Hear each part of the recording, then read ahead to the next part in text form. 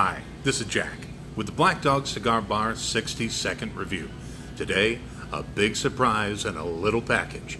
J.C. Newman's Perla del Mar in Maduro. It's got a Nicaraguan binder and filler and an Ecuadorian Connecticut shade wrapper and an almost perfect square box press. Sweetness, creaminess, a ramp of pepper about halfway through but not too much.